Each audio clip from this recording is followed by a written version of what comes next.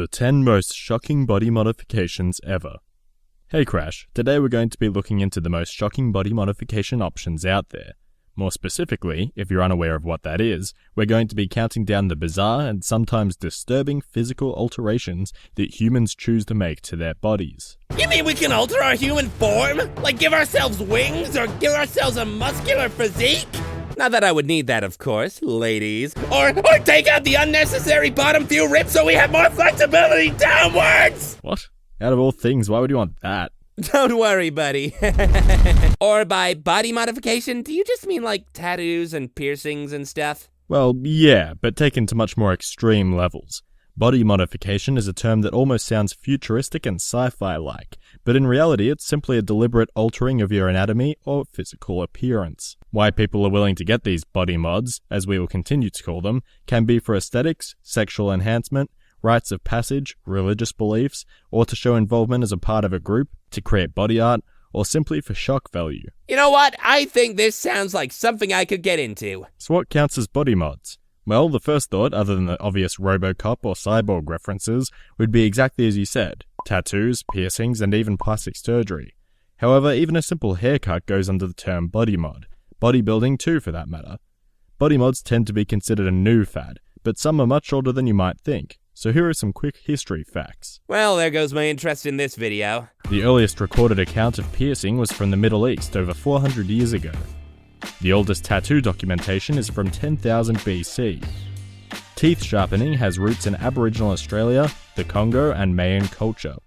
Now onto the parameters for our top 10 most shocking body mods. Can you just start the fucking list already? The body mods you're about to see were judged based on their drastic deviation from what society considers mainstream, their procedure being more extensive than mainstream body modifications, and their sheer jaw-dropping, gut-churning shock factor. Number 10. Skin Retching. This was seen first by explorers among the tribe members in Africa, South America, and Southern Asia, whereby certain tribe members had clay or wooden discs placed between their top or bottom lip. As the incision expands, the plate is replaced by a bigger one, repeatedly. Customs vary from tribe to tribe as to when the plate is inserted and how big it must be. Outdated sources once believed that the lip-plated women of the Mozambican, Tanzanian, and Ethiopian tribes were displaying their socio-economic position in the tribe. This, however, has been discredited. Why even bring it up then, huh? In more modern settings, you can see things like stretched earlobes with implants called spacers or stretchers, which come in a plethora of colours and designs. The reason nowadays to have this done is mostly for aesthetics, and though its origin is not mainstream, it is becoming more common and not nearly as shocking as these upcoming body mods. Okay, fine! I'll get all of the body modifications you mention on this list. Stop pressuring me! Fine! If I must, then I shall! I'd love to see you try, buddy. With this particular body mod, there are no serious health risks other than permanently stretching tissue, provided of course that you follow hygiene guidelines. Number 9. Transdermal Implants. As the name implies, this body mod involves a piercing where half of it is implanted under the skin in the subdermal layer and then protrudes through the skin where the decorative part is attached. This is most commonly seen in the form of spiky mohawks or devil horns. Unfortunately. The reason for this is, once again, aesthetics, for the devilish look and for performance art. You can Google Sampa von Cyborg to see a good example of this.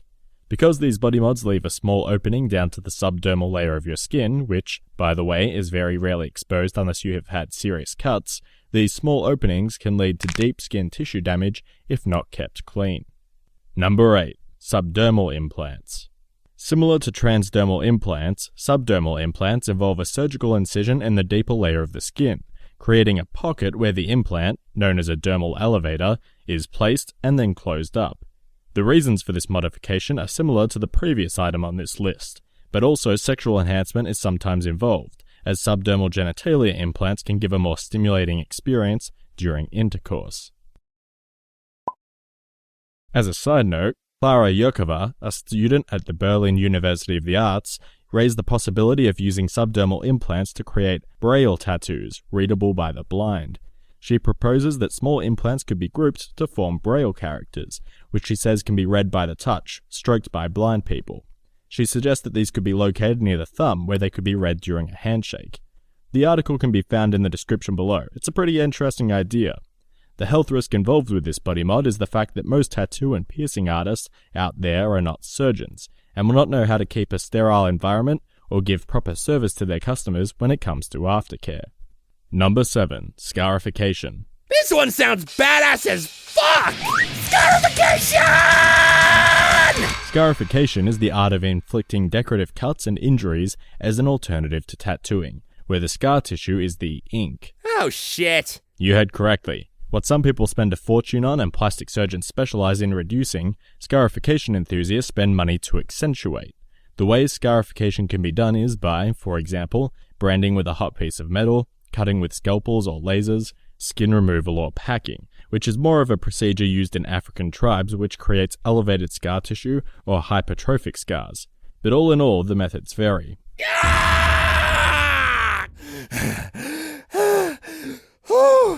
Scarification is not a new thing though, as Sudanese and Ethiopian tribe girls get scarifications on their cheeks and body without anesthetics to symbolize their ability to handle childbirth. The tribe members are present when the girls get their scarification, and if they cry or complain during the process, they will be seen as weak. The modern approach to scarification is for more decorative purposes, as an alternative to having tattoo ink hammered into your skin. A sort of organic variety to your ordinary tattoo. Something to keep in mind concerning scarification is that since it's a trauma to the skin, there is a greater risk of skin infections with this than there is with actually getting a tattoo. Number 6. Corset Piercings. Oh, for fuck's sake! Corset piercings involve multiple surface piercing rings, strategically placed on the skin to replicate the appearance of a traditional corset. To complete the look, a ribbon is then laced through the loops. Let me guess! People do this one for aesthetics too! Of course, people have also expressed sexual arousal as the sensitivity around the ribs is heightened, and their skin overall is tightened. The major risk with this one is subdermal infections due to bad hygiene. Number 5. Body suspension. During this pastime pleasure, the participant hangs from their skin by hooks on mounted rigs. The locations of these hooks on the body places the person in various positions, pulling on the skin in various degrees. Some of these positions include chest suspension, coma suspension, Faulkner suspension, where you hang by your knees, and Superman suspension. Despite the images that display these activities, the people indulging in body suspension are sure that it is not as painful as it may seem, and the feeling of their weight pulling on their skin is a pleasure. My masochism meter seems to be buzzing at an alarming rate. How are you being so casual about this? Anyway, the risks are again based on professional execution and your own ability to keep your holes clean to avoid serious infections.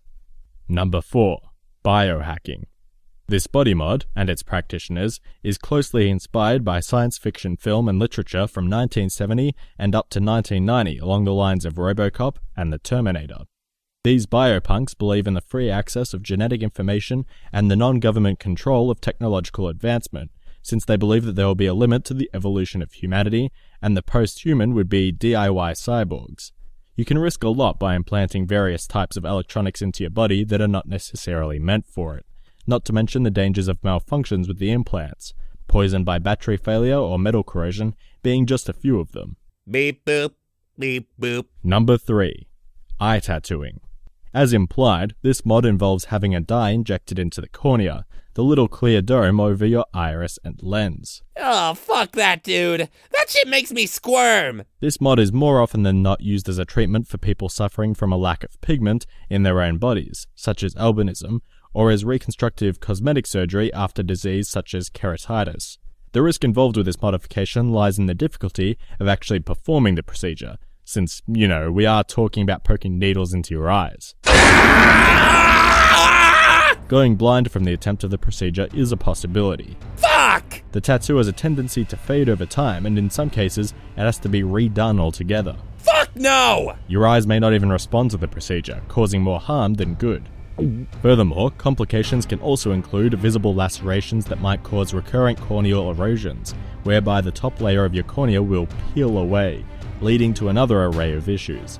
And we haven't even gotten into allergic reactions to the dye. It can cause ulcers and keratitis, the disease it is meant to cosmetically fix in the first place. It's safe to assume that many doctors advise against doing this unless absolutely necessary, or unless you're willing to pay for it and waiver the risks. Number 2. Flesh tunnels. Much like skin stretching, an incision is made in the nostrils, cheeks, or anywhere that has a fairly thin layer of skin. A spacer is then placed in to stretch the hole to the desired size, creating a tunnel. These seem to be created solely to shock, with a remarkable case being Joel Migler's, who has flesh tunnels in his cheeks measuring a huge 34mm in diameter. That means you can pass a Wii remote and nunchuck through. No problems. Precisely the reason I got my flesh tunnels. Risks are infections, permanently stretched skin, and just grossing out your conservative friends and family when you eat. Or dribble. Number 1. Penile Sub Incision. This mod has to trump all else because it's a shocking thing to do to one's genitals. If you don't already agree with me based off the name alone, then prepare for the explanation. For this we'll use a banana. A penile sub-incision is a partial split under the penis stem, just under the head and all the way down to the scrotum. This is what it typically looks like once healed. Okay, Jesus Christ, I'm drawing the line there, guys. Seriously. Plus, all of my blood has run to my head, and I don't want to pass out like I did in our Do We All See the Same Colors video. Sorry to let you down. Yeah, you're not looking too well. You should get yourself down from there. The Aboriginal tribes of Australia and the Pacific practice this as a coming of age, where young boys choose to undergo this and learn the ceremonial language Damin. The Arenti Aboriginals tie this to their folklore on human creation, where the Manga Kunja Kunja, a lizard man spirit being from the Dreamtime, created the people by cutting their fused bodies out individually and cut the holes for the eyes, ears, mouth, and so on. The modern practice of penile sub-incision is at this point undocumented. Besides the primitive practice and lack of sterile environment, there are the risks of STIs and the definite inability to reproduce, as the tubes needed to impregnate are damaged. Not to mention the difficulty to just pee in an upright direction. Gandhi, is that you? Fuck yeah, boy, this is your boy Mahatma. Why the fuck ain't you doing this penis cutting shit? I figured you'd chop off your dick for me, my dude. Don't you fuck with me anymore. The fuck? Gandhi, I'm sorry. I can't let you down. And that's our list of shocking body modifications completed.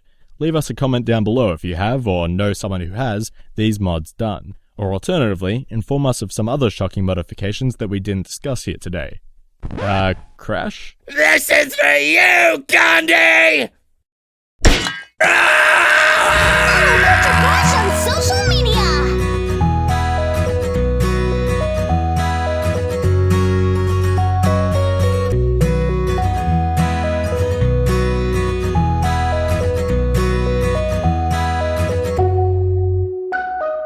Like and subscribe for more!